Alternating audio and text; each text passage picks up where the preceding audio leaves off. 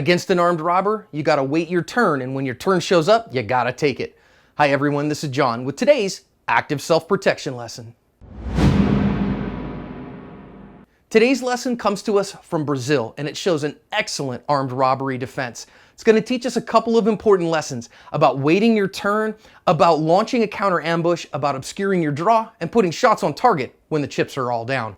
What we see here is just another day at the restaurant. The guys on the right are kind of sitting and hanging out, and the armed robbers show up, and we see something very typical here, that the guy in the hat is the gunman. You can see the gun in his right hand, as this guy and his lady then are caught up in an armed robbery. The other guy that's outside we can barely see is the grab man, and we see that grab man come back, and he's now going to shake our guy down to take what's in his pockets. What he doesn't know is the guy has a gun on him that we see right here, and he puts shots on target and drives these guys off and defends himself and everybody else in the restaurant.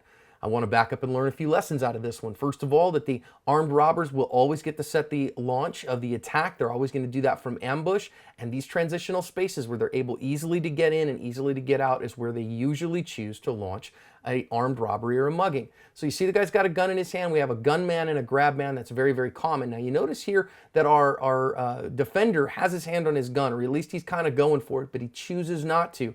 And why would he choose not to do that? Even though nobody's paying attention to him, his lady is in the middle of the line of fire here, so he waits. That was actually a very savvy move, to wait until she was out of the line of fire.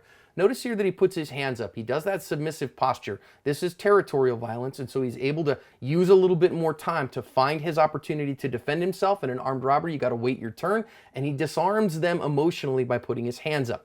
Finally, he's going to go for his gun here when these guys are going to stack. So when he's going to have the ability to have a good backstop, and he's able to fight this guy with his hands just a little bit more because he is the grab man and not the gun man. And now he's going to try to obscure his draw and go for his gun. He waits until he has them stacked up where he really only has to deal with one in the moment, and then he's going to go for his gun, and he goes for it against the unarmed guy. But again, they work as a team, and so they're both considered armed robbers. Now you notice that that gun comes out, came way out there. He could have shot from right there at retention and dealt with that guy and then had the other problem.